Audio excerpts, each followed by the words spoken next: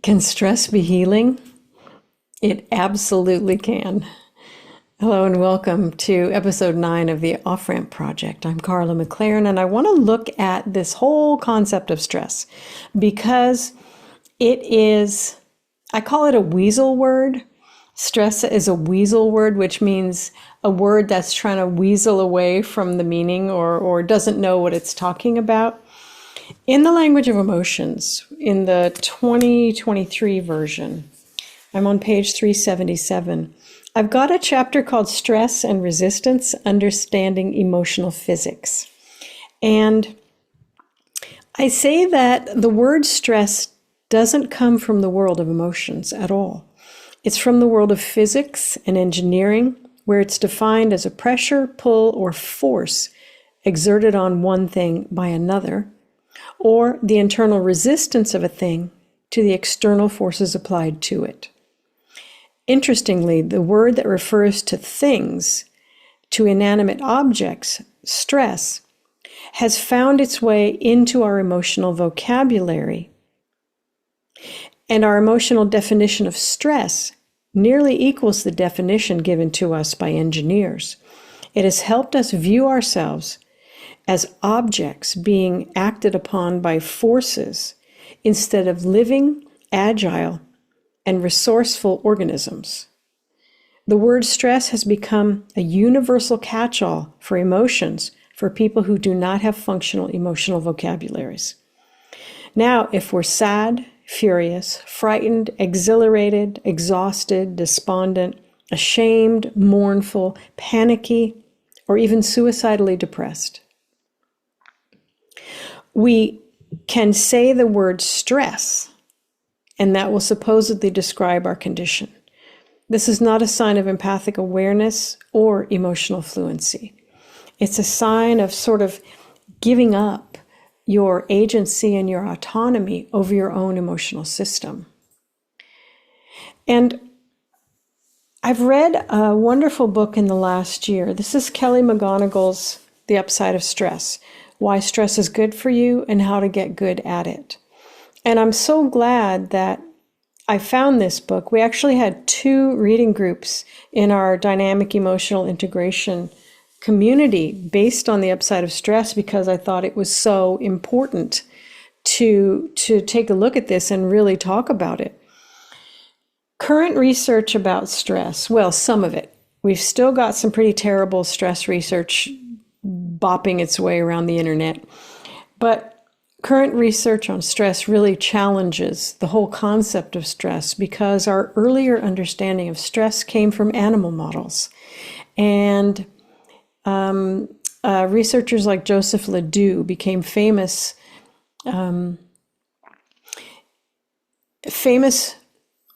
because of their stress research. And this research was horrifying. And if you love animals, you're not going to like it because what they basically did was imprisoned and tortured animals. And then sometimes, okay, this is bad. They cut open their heads to expose their brains so they could do real-time recordings of their brain responses to torture and imprisonment. And of course, the animals couldn't say, yes, I'll be, they couldn't sign anything to say, yes, I'm happy to be a part of this research. So the animals had no way to understand what was happening to them. And that's what stress research was. That's how that came into being. And this research was applied to humans being late for dinner or being late on a mortgage check or losing their job or getting a divorce. Things where humans have some agency, some understanding, some knowledge, and nobody's cutting into them and nobody's torturing them and they're not imprisoned, right? The stress research, I don't even think it qualifies as research for people who are tortured and imprisoned because, like Viktor Frankl, who was in the German concentration camps, found that when people understood what was going on, when they had meaning, they could survive it and they could come out the other end. The animals didn't have that option. So what we saw was overwhelmed little living organisms, not even given a chance to figure out what was happening. And sometimes they would kill them right after the torture to see what happened to their bodies and their muscles and their heart and whatever. All blessings to these little beings. I'm sorry, humans are terrible sometimes, and there's no excuse. But one thing that's really important is the animals who were kept alive, they kept experimenting on them. So the animals never got a chance to develop resilience. And the ones they killed, of course, never had a chance to develop resilience. So we did not see what happened next. We only saw in the moment or the moments after the torture and abuse, what happened in the organism. And the organism's going to be doing a lot of stuff, right? It's going to need to, because it's an emergency. But what we find later is that resilience is the norm. And this is known in trauma research now, which is that no matter the length of the trauma, no matter how intense it is, no matter how it happens, no matter whether you get physical or psychological help afterward, there's no conditions. 2/3 of people will recover their resilience after trauma, no matter what. And that is something I hold dear to me, which is that we are one hell of a resilient species.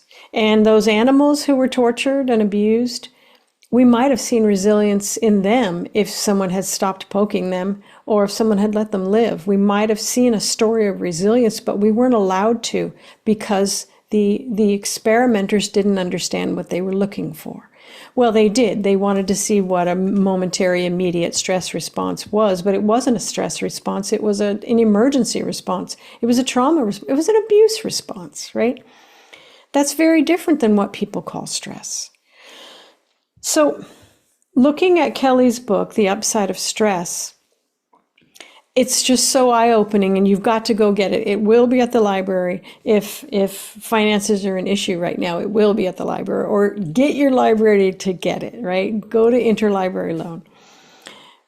What they have found in present-day stress research on humans in actual stressful situations, like getting ready to jump out of a plane with your parachute on, right, is that the higher the stress response, the cortisol, the muscular contractions, all the different things that are called a stress response, the higher the stress response, the better the resilience, right?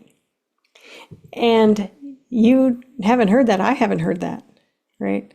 And the cortisol, we understand very little about the hormones, any hormones really. There's a lot of hormones, and we have identified just a very few of them. The talk that people have about I'm high cortisol or I'm doing too much cortisol or whatever, do they know that people who go to high cortisol during a stressful response, and I'm using finger quotes around that, are the ones who develop better and quicker resilience? Do they tell you that, or they just want you to knock down your cortisol and breathe in peace and breathe out stress? Well, you're not going to get very strong if you do that, right? Because it is the higher the stress response, the better the resilience, the quicker the resilience returns, right? And that's true even later, because you would think the first time you jumped out of a plane, right, you'd be terrified out of your mind. You'd scream the whole way down. And then if you liked it, I don't know why you would like that, but if you liked it and you wanted to do it again, and you're in your 10th, your 15th, your 20th, and you're an old pro at it, you would think, okay, this old pro has a much lower stress response than he or she did when they first jumped out of the plane. That is not true. What they find is the people with the higher stress response do better with resilience, but that stress response stays high, except now the person has reframed it to excitement, preparation, readiness, fun, right? They're having the exact same response with this supposedly problematic cortisol, right? Except it's not a problem if you can reframe it. And this is what's so important at this point, is to reframe your stress response and understand that it is a part of what gives you resilience. It is a part what helps you grow. It is a part of what helps you grow and evolve as a person. We are survival miracles. If you're alive today as a human being, you are a descendant of the survivors of famine and purges and floods and cross-sea voyages and plagues. You're a survivor of all the diseases. You're a survivor, right? Your ancestors survived so that you could live. And within your body is so much survival information and instinct that you could basically never use all of it now that our life is cushy. In not everybody's life is cushy, okay? But there's not tigers coming for us here in the United States. We have a fairly safe world, right? We are not exposed to dengue fever. We're not exposed to pogroms and wars and shelling, right? We're kind of soft. And it's interesting that this idea that stress is going to kill us, or if you count up the number of traumas you've had and you have more than 5, oh my gosh, cancer's right around the corner and you're going to have a 20-year shorter lifespan, and none of that is true. But it feels true if you've been taught to see cortisol and stress responses as problems instead of normal responses to what is happening. What is also important to understand, I have a lot of liberal friends and some conservative friends who just don't even with the news. They do not even with the news. That has to go over there. They won't look at it because it's too painful and stressful, and they've been taught that stress is going to hurt them instead of the opposite, which is true. It just stress is going to strengthen them. It is going to help them mature and evolve. It is going to help them physically and emotionally and socially. It is going to help them. So they're protecting themselves from this extremely benevolent force and disengaging from the world at a time when the world needs a lot of people who can come alive and speak to what is happening to us. Yes? And what I want to point out is that to stress something is to underline it, to mark it as important, right? The word stress has a lot in it. So I want to stress to you, right, which means I want you to listen to this part because it's important, that you cannot be stressed about something that isn't important, right? If something happens in a town over next to you and has to do with some kind of rule about, they're going to have more parking meters, you got nothing. You got nothing. Your stress response, your emotions are like, whatevs. But if suddenly the place that you go every week for 3 hours has parking meters, something's going to get riled up in you, right? Even if it's just some quarters, it's going to get riled up in you. So you would feel stressed about something that affects you and that you care about. Whereas things that don't affect you, they don't engage. There's nothing to stress. There's nothing to underline. There's nothing to focus on because it doesn't affect you. It doesn't matter. If you're avoiding the news and it's stressing you out, it's because it matters. And the important thing is, I would say, to get almost completely off of TV news, but I'm not happy with what I'm seeing in print journalism either. I trained as a journalist, and what I found, especially with things coming over the AP wire, that's the Associated Press wire, and I was working in a radio station, and I would pull stuff off the AP wire, especially stuff about science, and I hadn't even gone Had I even gone? Yes, I had gotten my associate's degree in mathematics at that time. And so I understood about, questioning things. What is the case where that is not true? And I would pull stuff off the AP wire that was about science. And there was no internet, was there? But I did know some scientists, so I could ask questions. And the AP wire would often be wrong, right? So not because anybody's evil, but because the people who were writing it didn't understand science, right? So there's a lot of things that you're going to see, and you have to find credible sources who've done their research. Now that we've got the internet, you can find people who know what they're talking about. And they are usually educated, college educated. They have usually done between 5 and 50 years of research on the specific thing. They are well regarded in their community, right? It's not just some guy on YouTube. That's not how that works. But if you're stressing over the news, find news that is responsible, ethical, moral, that is well researched, that is presented in a way that doesn't jack into your emotional system, right? News purveyors are still a part, sadly, of the attention economy. So, that old saying, if it bleeds, it leads. In television and in newspapers, gory pictures brought people in, right? And it might be that gory thing only happened once, and the rest of the town was fine, and the rest of the state was fine, and all of the other people were fine, and they didn't do stories on that. They did the one where 2 people got in a car crash and there's blood everywhere, right? So if it bleeds, it leads means that you are being artificially fed news that is not actually appropriate to be seeing because it's a momentary blip, right? Whereas everybody's usually driving okay, and there's not a lot of accidents, and people aren't bleeding in their cars, and people are getting to work, and it's all fine. But instead, the if it bleeds, it leads gives you an artificial and incorrect view of what's going on in the world.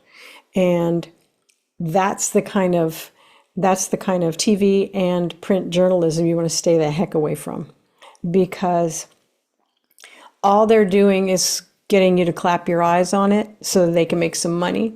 And if they can't even do their due diligence, if they can't do their research, if they can't present this weird thing happened and it never happens, it happens maybe once in every 100 years, and they're throwing it at you as like, this is the thing, then they don't get my eyes, they don't get my attention, they don't get my time, and they don't get my money, right?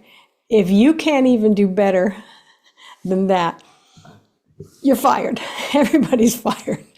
So find yourself a non-bleeding, leading, responsible, ethical, adult journalism outlet, where the person isn't throwing doom and gloom at you all the time, where the person is giving you cool takes instead of hot takes, where the person is giving you background instead of slamming things up in front of your face, where the person is talking to responsible and grounded and well-respected researchers who can give you the long story, not just the little tiny 30-second blip that is engineered to jack into your emotional system.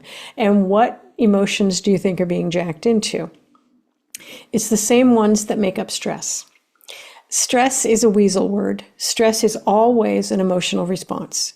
And we know how to work with emotions in dynamic emotional integration, so you can learn how to work with those emotions and not have to call them by a false name.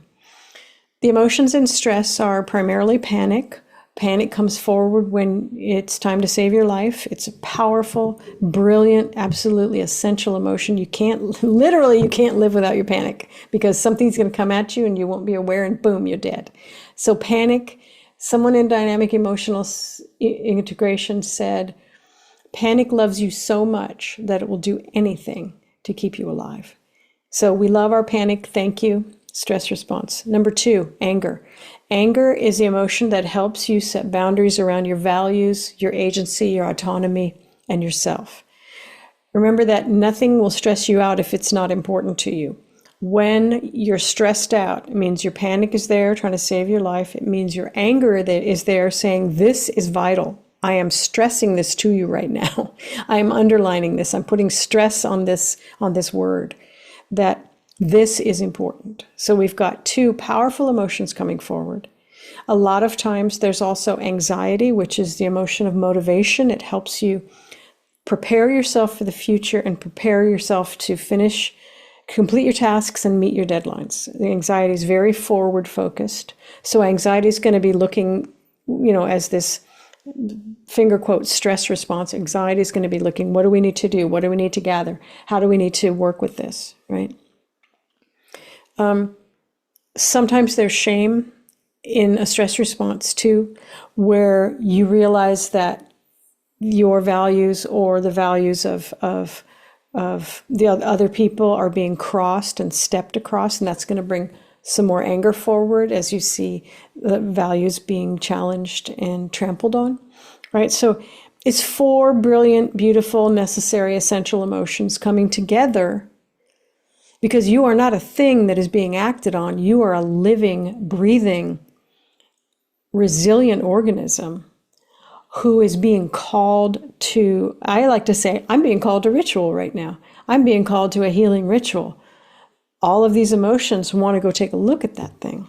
So if things are stressing you out, know that you are not a thing being acted upon by a faceless, nameless world. This is not a physics experiment. This is a living person responding. And so what you do with your anger is check, what are my values? What is most important to me? It is that people are respected and protected, especially if they're vulnerable, right? That may be what's calling to you about the news, that people are being so disrespected right now, right? Your panic. Is anybody in danger? On the news, because it bleeds, it leads. A lot of people are in danger. We're going to have our panic engaged by bad news outlets, by irresponsible, immature news outlets will try to engage us with our panic, right? Anxiety. It's going to look at, well, what can we do? What can happen? How can we make it through this moment, right? Anxiety is what is motivating us. And so finding better inputs is one of the ways to speak to anxiety, also to anger, because if it's your value to have responsible, respectable, ethical, moral, well-researched, cool take news coming at you, then that is going to help you, right? These emotions are telling you this. This is what they're doing. To call them stress is to weaken you. It's to weaken all of us. Stress is not a thing. Stress is your emotions trying to help you engage and respond to something that is very important to you, that may be dangerous, and that needs some planning so that you can move through it and recover your resilience. The way that we have been taught to think about stress is it's a catastrophe, because it has made many of us weaker, not stronger. The way that we've been taught to think about emotions like shame is a catastrophe. Shame is crucial. It's a crucial emotion that without shame, you cannot develop empathy, right? Shame is the emotion that helps you manage your behavior and to protect the values and boundaries of other people. We know that shamelessness is a bad thing, right? Shameless is not a compliment, right? Shamelessness means that the person doesn't know how to care for others, or isn't willing to care for others, isn't willing to care about their approach, isn't willing to care about how they're coming across, how their behavior affects others. Shamelessness is nothing, right? But we're taught to avoid shame. Don't avoid shame. Learn how to work with it, right? Don't avoid stress. Know that it's your emotions and your living organism trying to come into a healing ritual with whatever the heck it is, right? Don't avoid it. There's an upside to shame. It's going to help you mature. I was joking the other day when somebody was just being so weak and pitiful about something. And I heard like a great grandmother voice say, and I don't know why they're from the South. My people are from the South. So it was like, what's going on with people today? They ain't got no grit. They ain't got no gumption. What's going on, right? And I just loved that because, you know, when my great grandma was walking around in this world, there wasn't this knowledge about, you know, stressful things killing you. It would be like, whatever don't kill you makes you stronger. Yeah. It just makes you stronger and you're going to get through it. But there isn't that idea anymore. There isn't that idea anymore. There's a thing now where they're counting up your traumas. So if you've had this much stress, they count your stress too. If you have this many stressors and this many traumas, you know, and they're making a direct mathematical correlation. It was like, you don't know math at all. Between how many stressors you have and how many traumas you've experienced and whether you're going to die sooner than anybody else. And I'm like, this is the worst idea I've ever heard. You're teaching people to not have grit. You're teaching them to not have gumption, right? And weakening people unnecessarily based on crappy research, okay? So stress is healing. It's a powerful healing conglomeration of powerful healing emotions. And if you can learn to name the emotions instead of hiding them behind this weasel word of stress, hiding them from yourself, hiding them from your intelligence, hiding them from your emotional realm that honestly helps you live in this world and function. Everything you are, everything you think, everything you do, every decision you make, every relationship you come into, every vote you cast, it's all predicated on your emotions. And if you don't know your emotions and you call them stress, you will be a mystery to yourself because you won't have access to the things that make you alive and the things that help you make meaning and the things that direct every part of your behavior. So I started this off-ramp project talking about the attention economy because it grabs your emotional system. And if you don't know that, then a part of you that is functional and will help you get through this time is being manipulated and abused and kept away from you. That's not okay. I talked about cultic mechanisms of high dedication, high intensity, high expectation, self-sealed groups, because those work directly on your emotions, lots of your emotions. And so if you're involved in a group like that, your emotions have been purchased. You don't own your emotions anymore. Someone else owns them. And I did say, if you don't learn how to work your emotions, someone else is going to work them for you. So if you go to crappy, bleeding, leading journalism sites or TV shows or whatever, however the journalism is being fed to you, your emotions are being used against you. And do those people know thing one about emotions, or do they just know about manipulation? Because if anybody's going to use my emotions, they sure as hell better use them better than I do. And I haven't met anybody who uses my emotions better than I do. So I don't think it's going to happen. Now, having said that, I just thought, I'm moving back. I made a mistake. My shame says you need to fix that. I will. You know who uses my emotions sometimes better than I do? Is drama and literature. There are ways that really beautiful drama, music, dance, any of the arts and literature, and they can help take me on an emotional journey, right? And I could end up in a more beautiful place and a deeper place than I could have done on my own because of the generosity of spirit of the artist. who knows that they're working with emotion and is treating me as an equal who is deserving of empathy and kindness and depth, right? That's the one time that my emotions get used in a way that I might not be able to.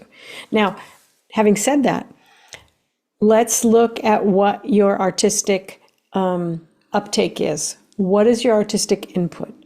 Are you watching mostly horror? Are you reading mostly trash novels? Because I like to read trash every now and then. My mom called them bubble gum for the brain. Sometimes you need bubble gum, right? But no, you're doing it. After you watch your shows, what is happening in your emotional system? After you read your books, what is happening in your emotional system? Are you larger somehow? Are you deeper? Are you more empathic? Or are you numb? What is happening to your emotional system with these inputs? Yeah? Are they stressing you out? And if so, which emotions are coming forward to engage with that piece of art? What values have been keyed into? Who are you in this world? What does your value system say about it? What feels life-threatening? What needs planning? What needs to be fixed? What behavior needs to be modified, right? It's a constant movement when you know your emotions. Like I just did with shame, right? You can move through them very quickly because that's how they move. They like to move quickly. Sometimes they need to stay for a while. It's fine. But generally they move like water. They move like water and they go in and out and it's kaleidoscopic. It's brilliant. You know, once you learn your emotional system, you never go back because there's very few things that are more fascinating than a living emotional system. Yeah. So think about reading The Upside of Stress because honestly, it will change your life. And I just went through a very stressful situation. And having read that book made me understand what values were here. You know, I was able to ask my questions. She doesn't talk about the emotions in the way I do, but that's okay because I do. And I was able to like immediately deal with the anger, the panic, the anxiety, the shame, and do the right thing quickly. I got it turned around quick where I think before I read this book, I would have been, oh my God, I'm having a stress response. And a stress response means that I'm going to die early. You know, how many stress responses have I had?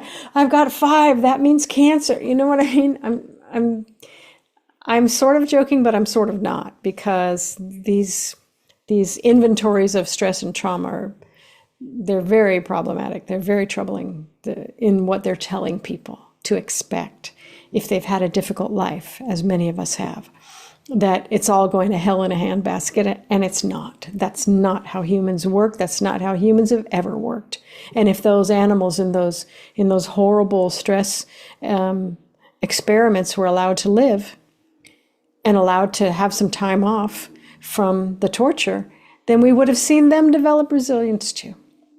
So remember that we're resilient and that what we've learned about stress is nonsense, unless you read it from Kelly McGonigal, and then you're good. But what we've learned about trauma is in many cases nonsense. It folds into this terrible, incorrect information about stress. They're very together, stress and trauma, in researchers who haven't done their work very well. So there is a healing power in stress. There's a healing intelligence in stress.